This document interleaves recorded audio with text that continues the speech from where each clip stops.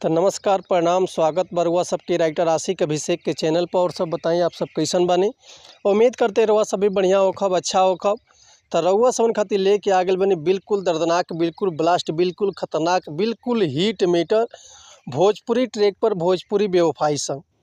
उम्मीद करते रहुआ सबके बेहद पसंद आई। अगर एक रहुआ नया म्यूजिक बनवा के बढ़िया से दिल से गायकी कहतनी तो 100% बाकी गाना और मार्केट में ब्लास्ट करी।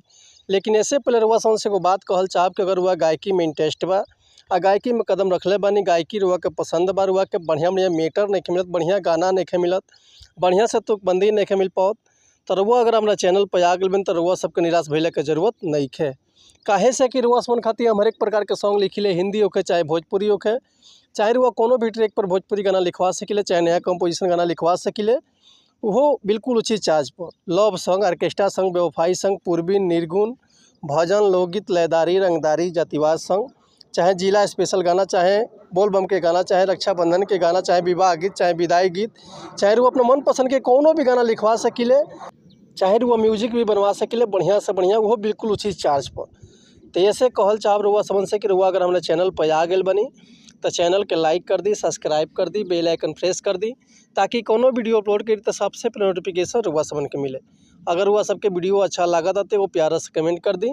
चलिए देर ना करते हुए आज के मीटर देखल जा कैसे बा, का एकर लय बा, का एकर धुन बा, ई रुआ समन के हम गा के बताओ। तो उम्मीद करते रुआ सबके बेहद पसंद आई।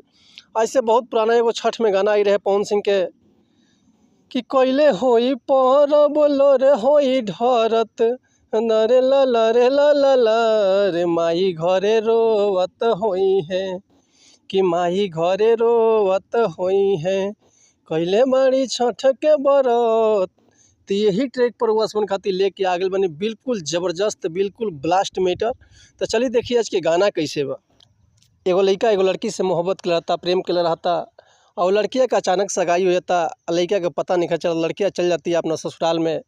अचानक एक दिन फ़ोन लगावता, कहता का कैसे कहता, कोना भाव में कहता लड़कवा, देखी कैसे कहले बा कि चली गईलू छोड़ के जान मुँह मोड़ के, कि चली गईलू छोड़ के जान मुँह मोड़ के, सोचलू न तू एक बार रोवत जो हाथ बा मजनुआ, कि रोवत जो हाथ बा मजनुआ, देखो या के पड़ल बा बीमार, रोवत जो हाथ बा मजनुआ, कि चली गईलू छोड़ के जान मुँह मोड़ के, सोचलू न तू एक बार रोवत जो हाथ बा मजनुआ। तो उम्मीद करते मीटर हुआ सबके बेहद पसंद आयल हुई।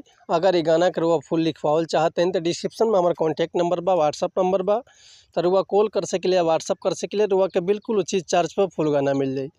लेकिन ऐसे पहले रुआ समझ से एगो बात कहल चाहब कि अगर हमारे गाँव में कोई मिस्टेक होता तो भैया क्षमा चाहतनी। ऐसे कि हम गायक ना ही रुआ समझ के खाली बता सकिले, समझा सकिले, ये रुआ ऊपर डिपेंड करते रहो। जितना बढ़िया से गायकी करब उतना बढ़िया से गाना और मार्केट में ब्लास्ट करी।